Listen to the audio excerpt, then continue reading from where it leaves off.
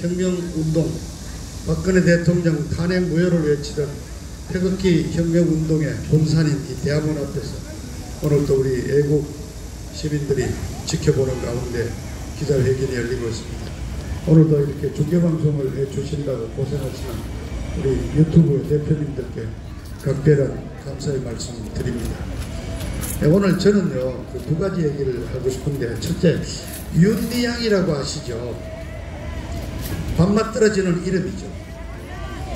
그건 뭐였습니까? 위안부 피해자 할머니들을 지원한다는 단체를 만들어가지고 그 할머니들한테 보내온 각종 그 후원금, 지원금을 사실은 지들이 그냥 다 땡겨 먹은, 횡령해 먹은 위안부 할머니들을 앞세우고 앵벌이 해가지고 그 할머니들 도와주라고 보낸 후원금을 떼가지고 생활비 보태 쓰고 단체 운영하고 심지어 집도 사고 그 열심히 저희가 국회의원까지 됐잖아요. 그 이름이 정의 기억연대 그러는데 정의자 붙여갖고 설치는 놈들 치고 그 단체에 정의는 없습니다. 자, 이 윤미향이가 국회의원이 됐는데 결국 문제가 돼가지고 지금 위안부 피해자 할머니들 후원금 횡령한 그 혐의로 재판을 받고 있습니다. 그러니까 더불어민주당도 도저히 못 데리고 있어서 일단 제명 탈당을 시켜가지고 무소속으로 있는데, 이 윤미향이라는 이 여자가 한 2주 전에 8월 13일자로 법안을 냈습니다. 법안.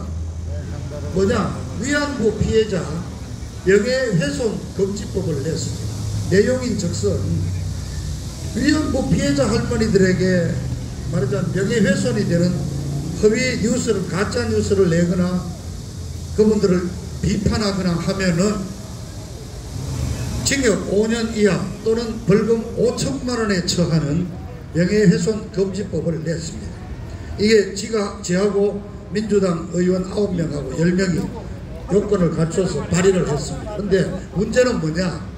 그냥 위안부 할머니들 뿐만이 아니고 그 위안부 할머니들을 돕는 관련 단체에 대해서도 비판을 잘못하면은 똑같이 징역 5년 때리도록 되어 있는 겁니다.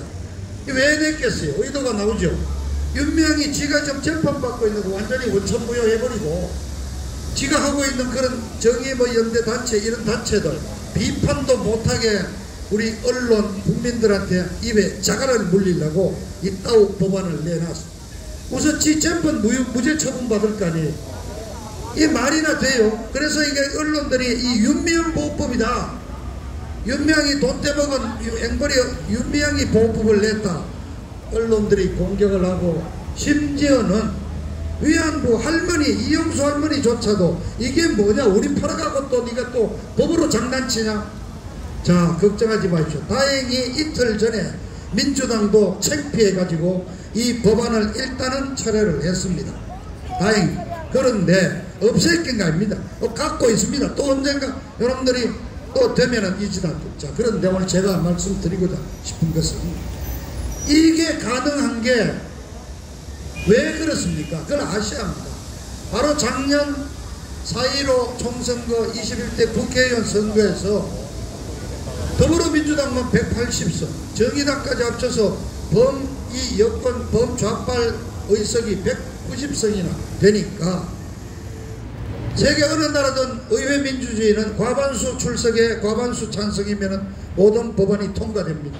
아니, 과반수가 훨씬 넘는 190석을 갖고 있으니까 지들 마음대로 법안을 만들어낼 수가 있는 겁니다, 여러분.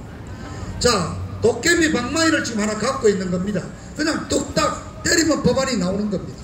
자, 여러분 기억하시죠? 작년 12월 말에 예산 통과시켜놓고 일방적으로 밀어붙여서 5.18 역사 왜곡 금지법 만들어놨잖아요. 5.18에 관해서 헛소리 하면은 똑같이 징역 5년 벌금 5천만 원에 처할 수 있도록 되어 있습니다. 그래서 이 학술적이나 아주 근거를 가진 비판이 아니면은 이 지역갑니다. 자, 이것뿐입니까? 세월호는 아직까지 법은 안 만들어졌지만은 세월호 비판 잘못했다고는 정치 생명 아예 끊어버리죠. 대한민국의 이 역사적인 사실도 입에 재갈을 물려서 지들 마음대로 하고 있는 게 계속 이루어지는 겁니다. 그 중에 하나가 바로 이번에 이제 위안부 할머니까지 나온 겁니다. 자, 이런 식으로 우리 역사적인 사실까지도 왜곡을 하고 입에 자갈을 물리고 대한민국이 도대체 어디로 갑니까?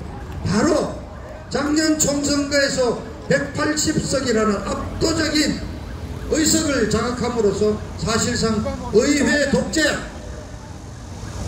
입법 독재가 시작됐습니다. 바로 이게 1940년대 나치 히틀러, 독일 나치 히틀러가 의회를 장악하고 독재 전체주의 체제로 가던 그 노선이 지금 그대로 진행이 되고 있는 겁니다.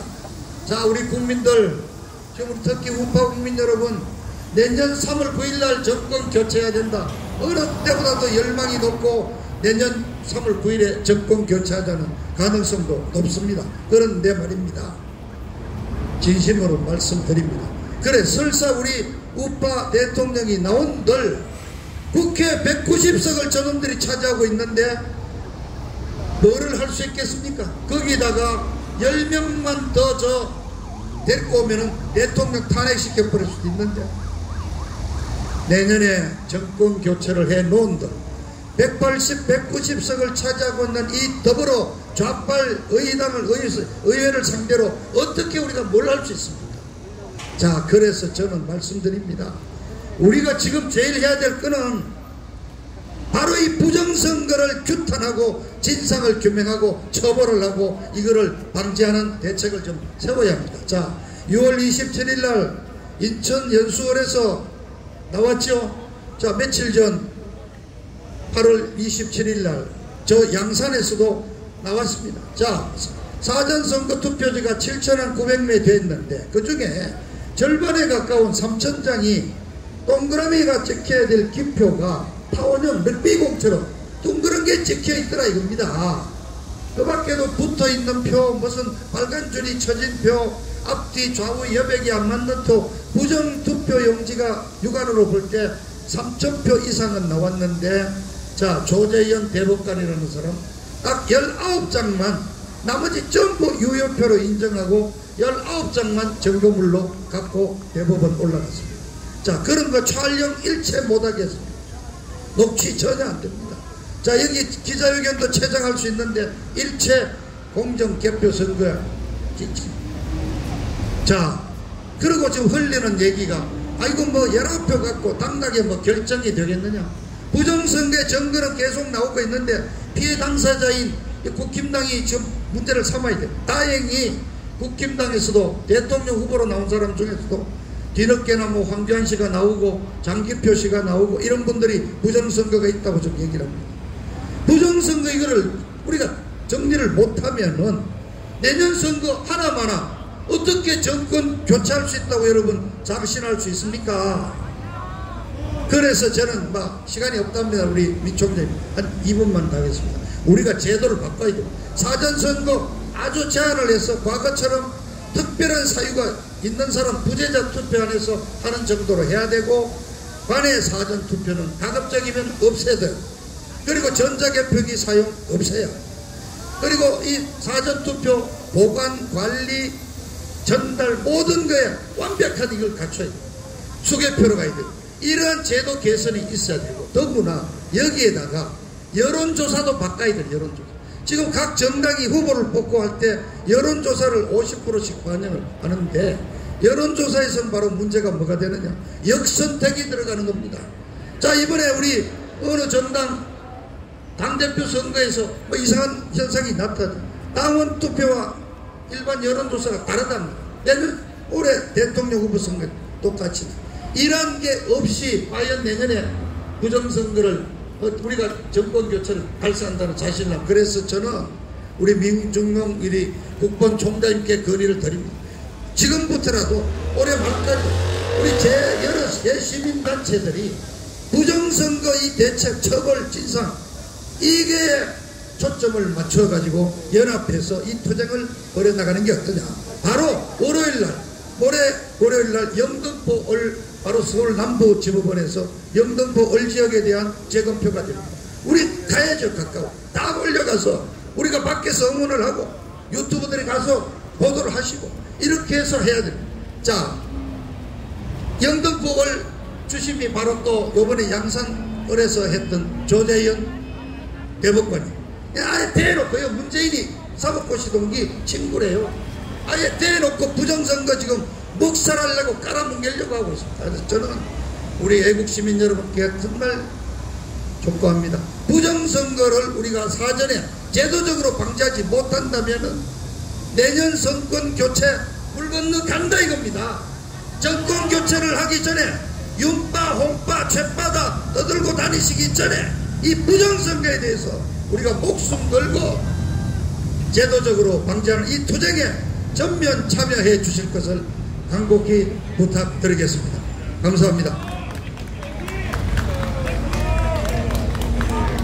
네, 우리 박성문 전 의원님 훌륭한 말씀 감사합니다. 옥규원 박사 다시 한번 부탁드리고요.